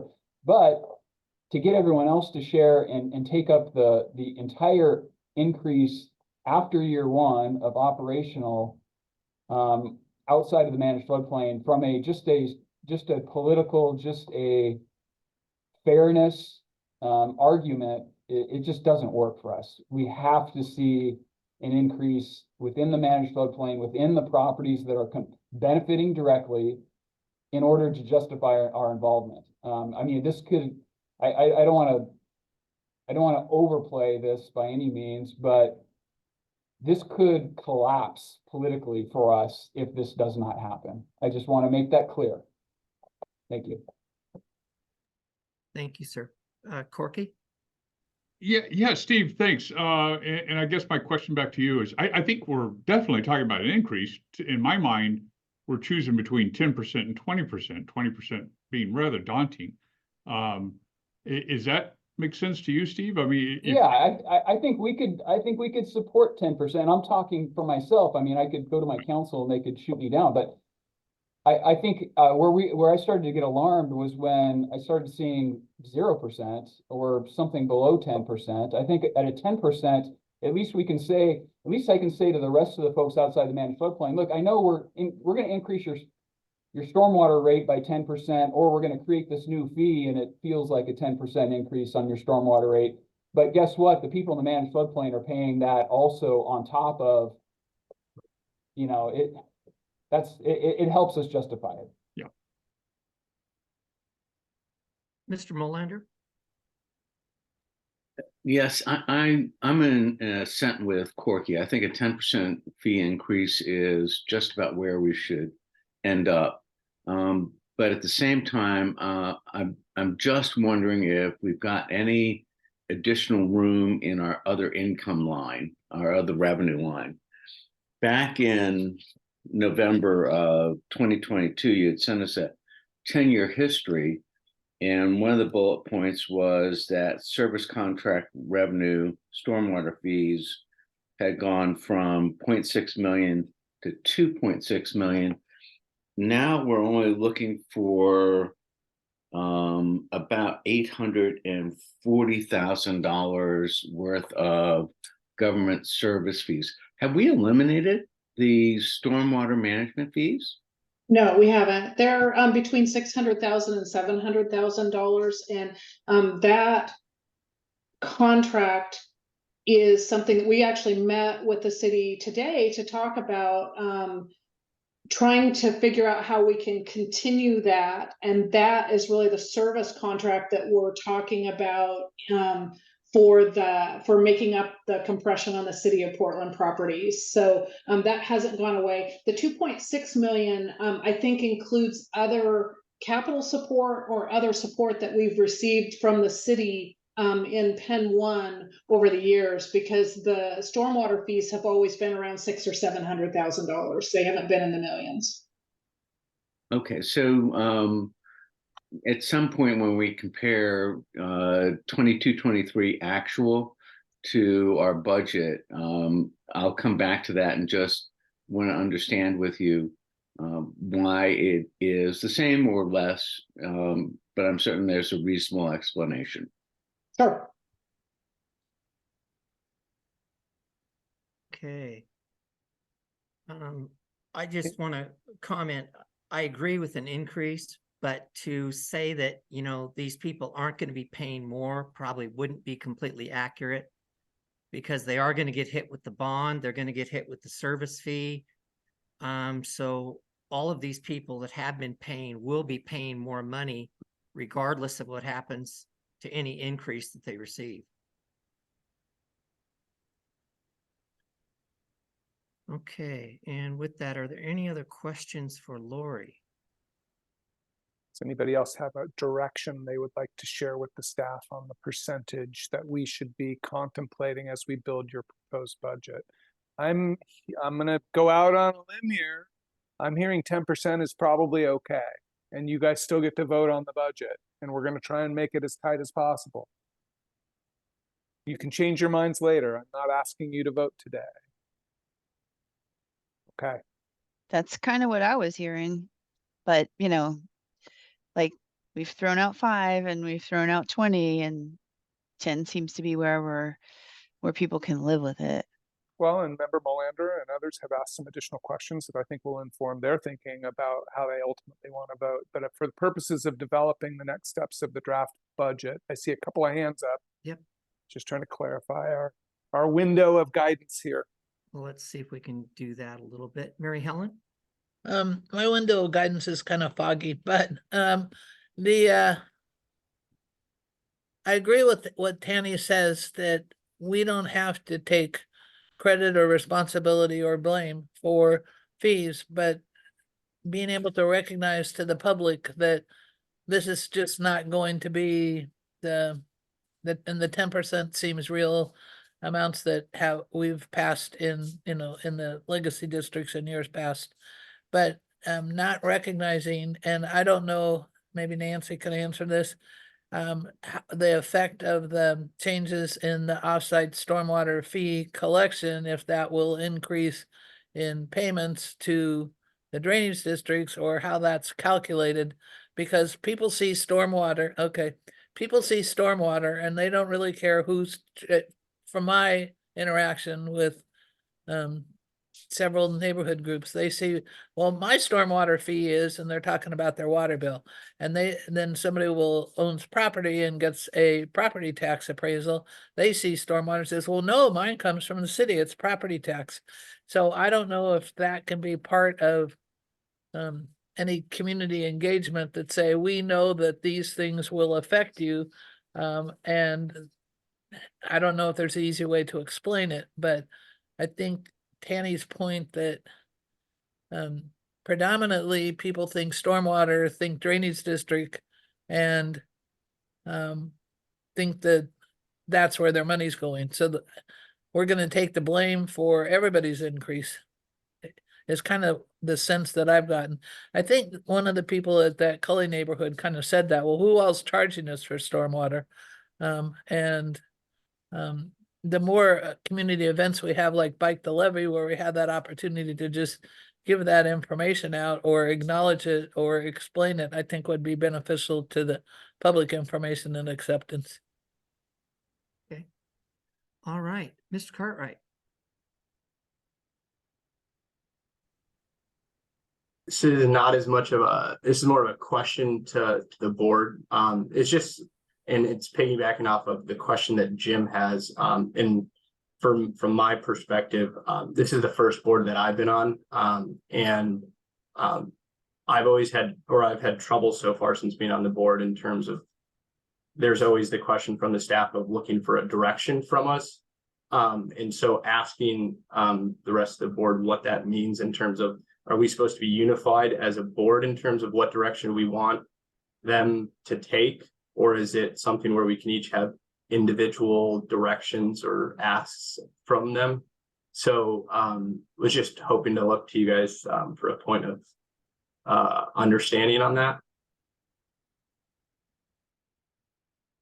I paid Brent to ask that question. No, I'm kidding. Thank you, Brent. I guess I would say, unless the board takes a formal direction, makes a motion and has a direction, it's basically staff is looking for a consensus to build from, and then they come back with something, then the board votes on that product. Would that be correct? Okay, because I guess most of the time that we've left, I haven't really been clear in terms of what direction we have given the board. And so is it something that we are supposed to regroup at the end to say what exactly as a board are we telling the staff to do? Because I feel like most of the time Jim just tells us what he hears from the. Yeah, and that becomes consensus. Okay. Or it gives us enough direction that we bring you a draft product and then you guys discuss it and we tweak it based on additional direction. We've been fortunate with one really important exception that typically the board has kind of reached a consensus on things. We hope that'll be the case on the budget. And what has happened today, Brent, has been very helpful to Lori and her team, because we feel now more confident that we're not wasting our time doing all the work related to that 10%. Doesn't mean that's what the board's going to adopt, but when we bring you a product, we at least can say, we think this is consistent with what you told us. Now dig in deeper and make sure you're comfortable. Or did I do okay there? Acknowledging the 17 board members, it's really, really difficult to get total consensus on every issue. I think the staff's looking for a good majority, something that's going to make the proposal successful when they do bring it back for voting. But total consensus is very difficult in some cases when you're talking about real money like this. And then Brent, just to finish up, the ultimate direction is when you guys vote on the budget. And if a majority votes to adopt that budget, then that's what staff does. So this is kind of the softer spot where we're trying to tune it so that the debate, remember we talked to you about how tight the time frame is. So the more we can kind of feel out where you all are going to be comfortable coming into this tight time frame, the easier it'll be for you guys to get to a solid majority vote on the budget. Does that help? Okay. That's helpful and appreciate. Definitely helps set my expectations of what to expect for it. Thanks, guys. Great. And Jim, do you have what you need then? Good. Unless there's another board member who hasn't spoken who has a deeply alternative view, I'm comfortable proceeding on the basis of a 10% rate increase for purposes of additional analysis and discussion by the board. Everyone okay with that for a basis? It's really helpful, you guys. This really sets us up, I think, as a staff for some effective work in supporting you guys as you ultimately settle on the year one expenditure. So thank you. And obviously, if you change your mind or there's additional info, we'll get it to you. And as Seth asked earlier, we definitely recognize you want to see the total hit for the different geographies, and we'll bring that to you just as soon as we can get those numbers crunched. Okay, and with that, we're about out of time. So if anyone has any final comments or thoughts, let's do that now. Oh, Mr. Molander, sir. I'm off mute. So we haven't talked about option B yet, and I think that that's going to be an important part of our budgetary process. We're out of time today, Lori, Jim, so at some point, I'd like to just understand what you have in mind for option B and what that means for the individual legacy districts. That's going to be important for us because when we meet as Penn 2, I'm going to need to know whether I'm asking them for their priorities for the coming year and how we would budget as Penn 2 if we don't go, if we have to go with Plan B. So just real briefly, thank you. And that's a really great point, and we'll work to get that done. I think in general for the urban district, we know we only have $1.2 million in revenue. There may be some carryover dollars that will supplement that. So for urban, that's the topic. And what would we do with our time during that year, setting up for the longer session of the legislature? For the legacy districts, currently our assumption for Plan B would be essentially a 10% rate increase and building off the existing current fiscal year budget and maintaining you guys around for another year.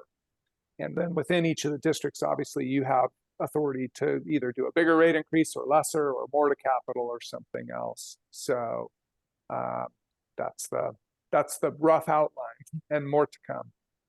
Lori, anything you want to add?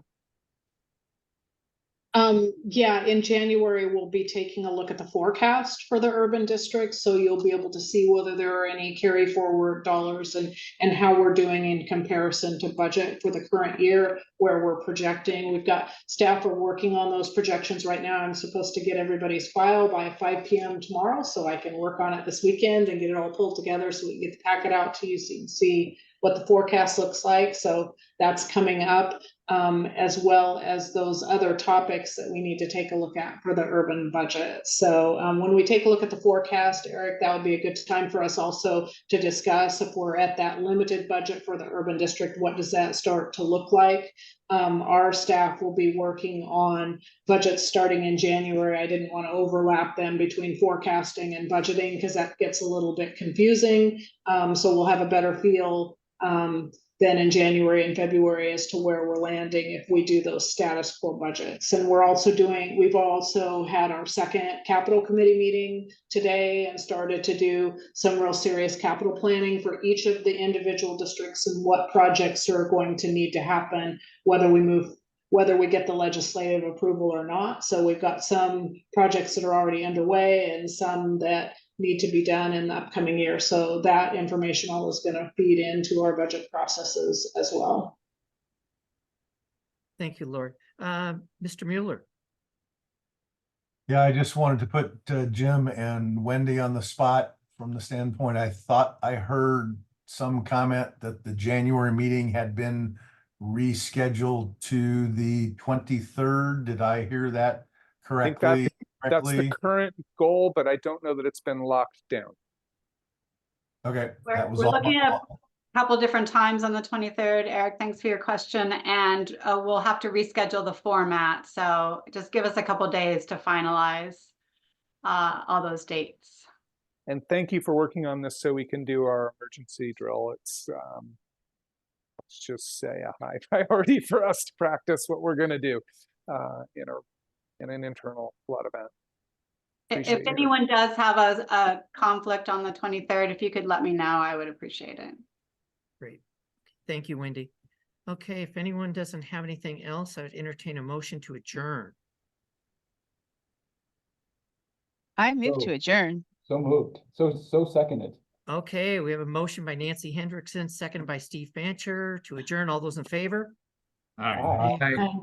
Opposed? Okay, we are adjourned. Thank you all very much. Great Thanks, meeting. Annie. Thank you. Thanks, everybody. Happy holidays. Thanks Happy for the great holidays. feedback, you guys. Appreciate you.